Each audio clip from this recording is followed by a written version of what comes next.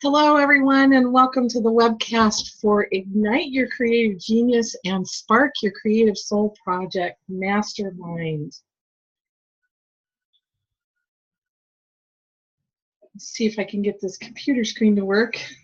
So I'm so glad that you could join us. If you're here, it's because you wanted to find out more about this upcoming mastermind that I've planned starting on March 8th. So this is an informational meeting about that, and it'll give you some background and also the structure of the meeting and why I'm doing it.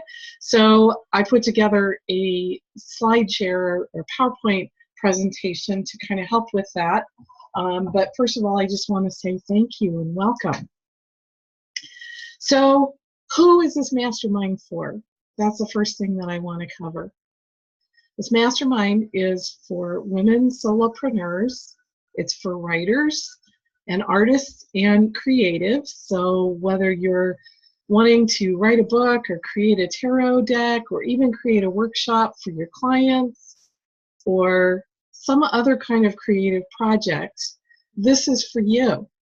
If you've been wanting to do any of those things, this is for you.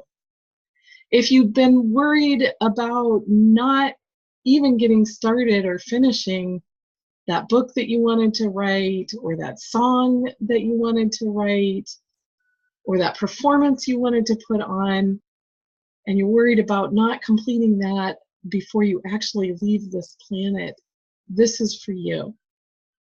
It's for people who want ongoing support and feedback to spark and complete their soul projects. Now, you may wonder, why do I call them soul projects? Well, for me, creativity, it's not just ours individually. Creativity comes from another place. One of the things that I do is also work with people on their intuition, and intuition comes from another place. And if you know anything about Elizabeth Gilbert and her recent book, Big Magic, she talks about the fact that ideas actually have a life of their own, and oftentimes they show up in different places. So if you haven't been stepping up to the plate and creating whatever it is that you wanted to create because this idea came to you, it's a good idea to ask yourself this question: who am I to refuse this idea? I think that idea comes from a divine place. And of course, you always have the option to not do it. But I would also want to think hard. If the idea came to you, that means something. It means that the idea knows that you're capable of doing it, else it wouldn't have landed on your lap. So that answers the who. And let's go into why I created this. And so I've been participating in masterminds myself, and while they've been great, I always found it a little frustrating that I didn't get more time to go as deep as I wanted to. So I'm the kind of person that I think out loud. I love brainstorming. I love collaborative brainstorming, and I like to share my ideas and get feedback on them. And it feels like I'm working in a void when I don't get that. And it's not always easy to reach out to friends or other solopreneur partners or people that I know, because everybody's so busy. And also, who knows what kind of feedback you're going to get. And so I created this because I wanted more time, although I won't be presenting in the mastermind, but in masterminds that I went to, I wanted more time for myself and for that sort of thing. And I also love to ignite and support the creative process in others. So it's so much fun for me and inspiring, and this is what I love to do. There's nothing more exciting to me than to know that I help support and nurture someone on their journey to complete their project to put out there in the world. That's incredibly exciting for me. And so I wanted to talk a little bit about why me? Why am I the one that's rolling this out? Or better yet, why would you want to come to my mastermind rather than spend your time elsewhere? what expertise do I have around this area? Well, I just want to share with you that I've lived a very creative life. I've spent my whole life creating things, and I deeply understand the creative process. The second thing is that I was one of the lucky ones. So many of us got wounded around our creativity as children, and that didn't happen too much for me.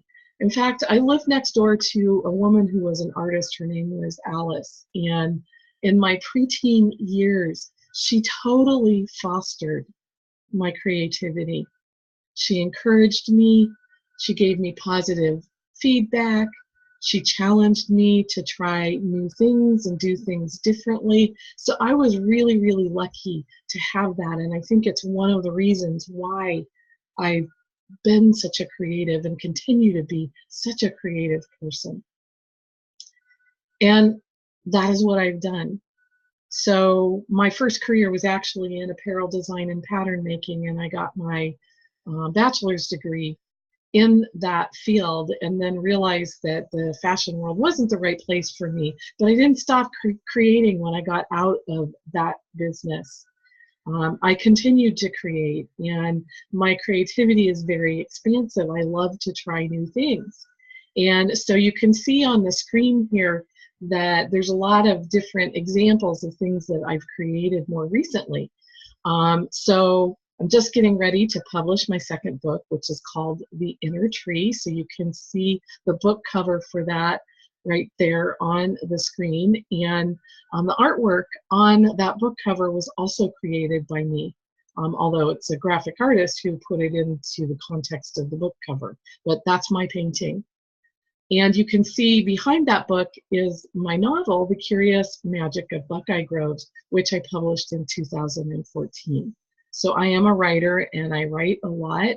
I also write a blog and communicate with my newsletters consistently. And I also write for a couple of magazines like Perfect Pets magazine.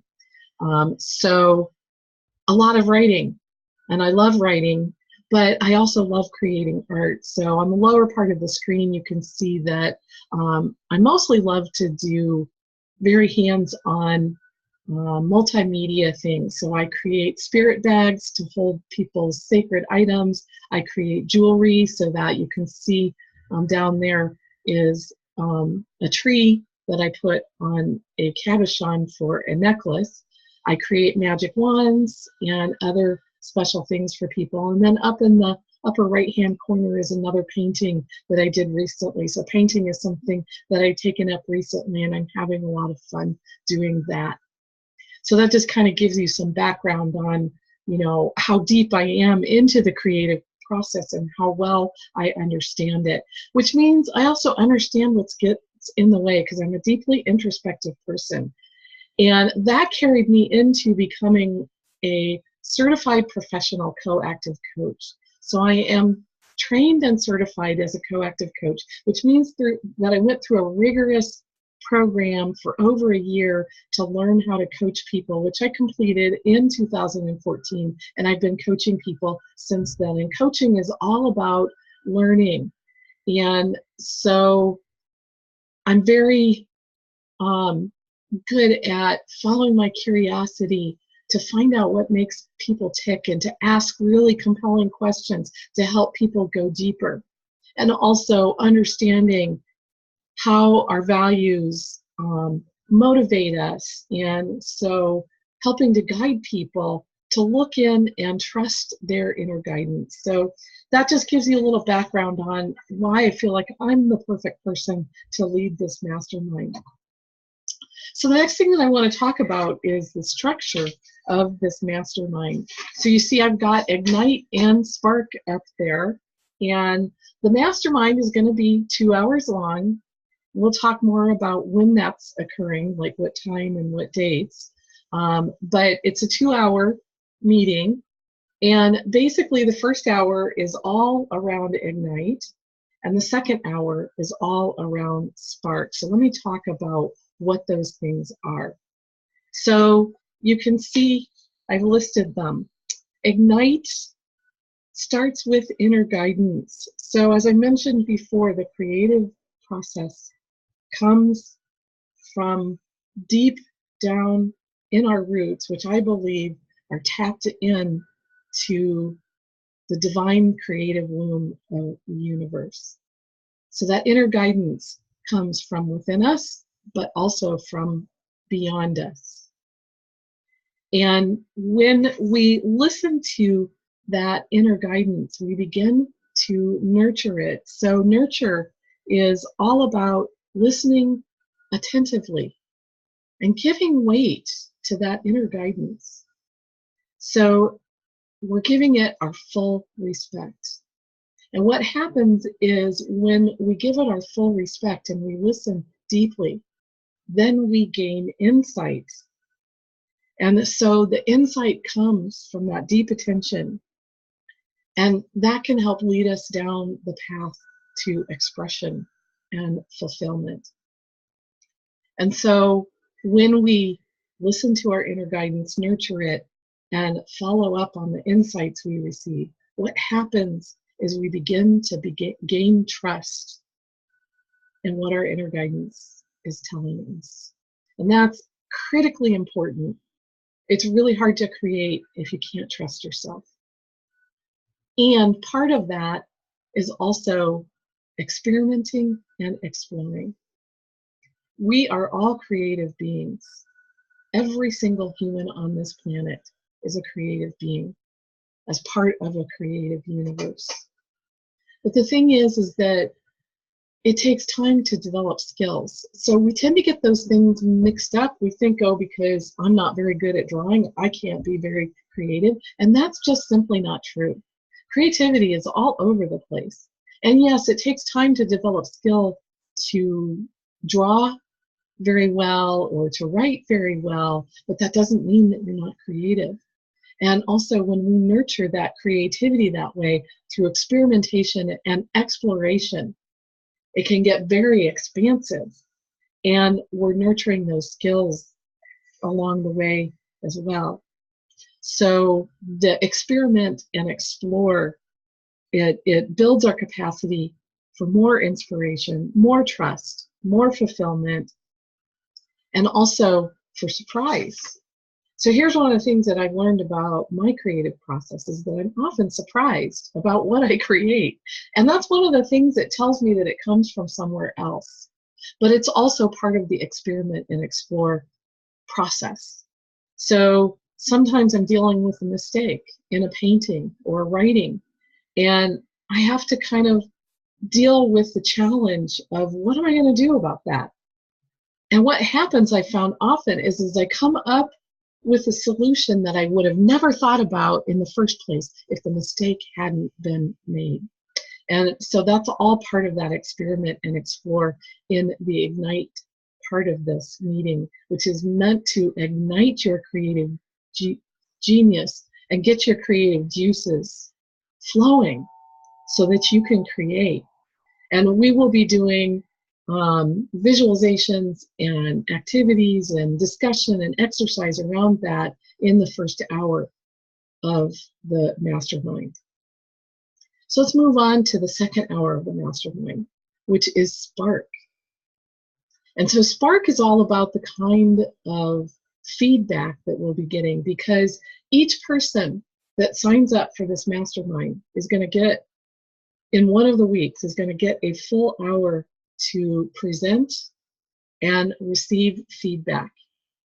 Now, I want to be very careful about how this feedback is given, because sometimes criticism can really bring up our inner critic and totally get us stuck or stop the process. And my intention is not to allow that to happen at all. So I'm going to make this part of the meeting very structured. And let me talk about what the Spark process is all about, because this is about the feedback. And I will have worksheets and things to help guide people through this. And so S in the Spark stands for specific. Specific's really important. It's wonderful to get general feedback like, oh, I loved your presentation, or I love your idea. But if you think about that, that doesn't really tell you very much about what it was that the person loved. And so we want to get real specific. And that helps us hone our craft, and it inspires us into more action around our creativity. And so when feedback is given, I'm going to be asking people to give, specifically what inspired you, specifically what touched your heart, those kinds of things.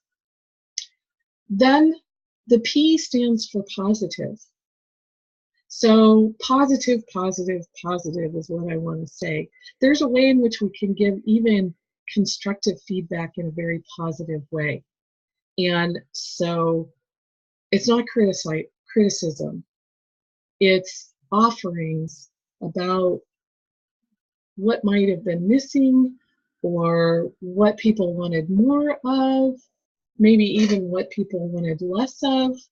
And so the feedback needs to be in a positive vein so that our inner critic doesn't get ignited. And what's important about this too is for the receiver.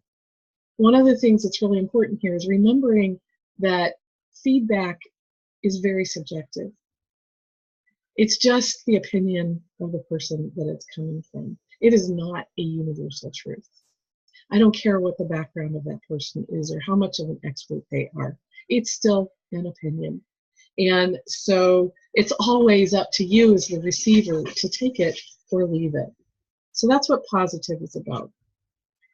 The A stands for actionable. So when we get specific feedback and when it's given in a positive vein, it makes it so much easier to take action on it. And so part of the spark is about the feedback and that creative, collaborative brainstorming where we're sparking each other with ideas, and oftentimes we can come away from that really, really inspired. And so I want to encourage that in these feedback sessions as well. And then of course R stands for real, and what I mean by that is authentic, coming from the heart feedback, and also from the person who's giving it, taking ownership of that. And so it's the way that the feedback is presented. So rather than saying, you did this, blah, blah, blah, how I want that to be structured in the meeting is, this is how I received this piece of your presentation. Or this was the part that really touched me. Or what inspired me was, or what I wanted more of was. And so the people who are giving the feedback are coming from the heart, coming from a place of compassion and really wanting to support the receiver, and also speaking from a very specific language, taking ownership that it's their feedback and it's not a universal truth. I think this is really critical and important part of this spark process. And then of course the K stands for kinetic, which is dynamic, and dynamic feedback and brainstorming can happen in the moment where everybody's sparking, and it holds the receiver of the feedback as evolving, learning, and growing being. It's also interactive, intuitive, and it understands that all creativity comes from the whole, from that divine womb of creation, and also honors the uniqueness of how that gets expressed through each individual. And so that just kind of gives you a little bit of background. Of course, I'll be going deeper into this when the mastermind actually starts, and that's what the first meeting is all about. So let's talk about how this is going to work. So when does this thing start? Well, it starts on March 8th, and it's going to be happening every 2 weeks. So on Thursdays, starting from March 8th, every 2 weeks, and the meeting will be from 10 a.m. to noon, and that is Pacific Standard Time. So I am in California. That means that if you're in the Midwest or on the East Coast, it will be a little later in the day for you.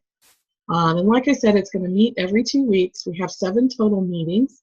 And the mastermind ends on May 31st. So every week it's 2 hours, except for the final one, which I'm going to have 3 hours so that we have an hour to celebrate together.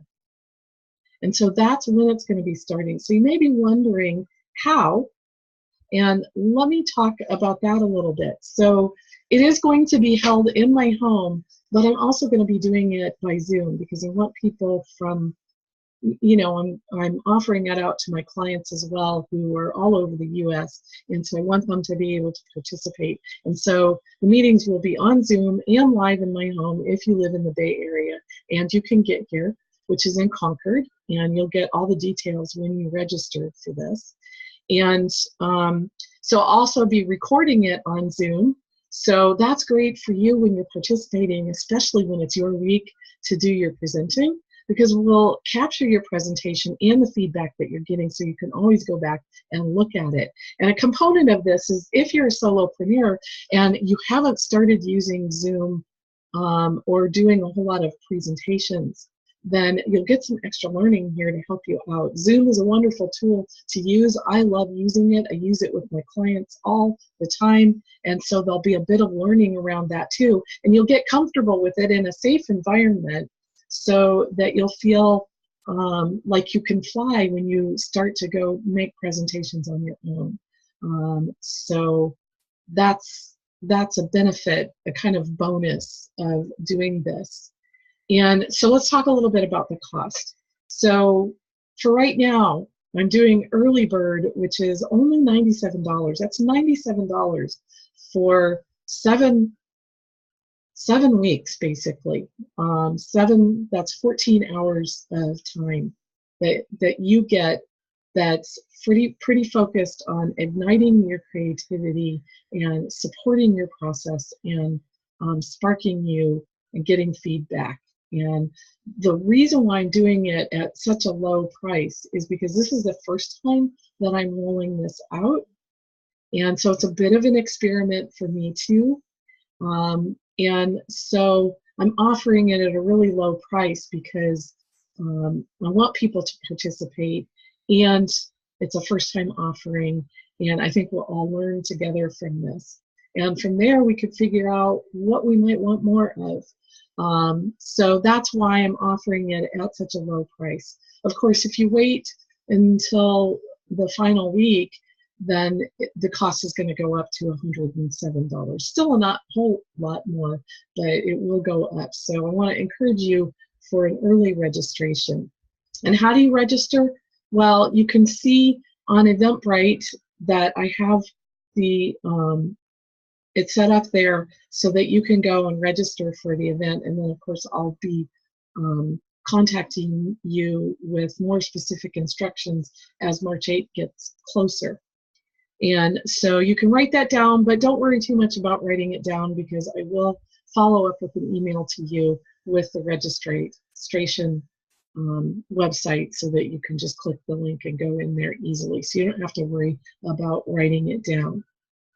And so I'm hoping that you'll come on and check it out. And thank you so much for attending this webinar.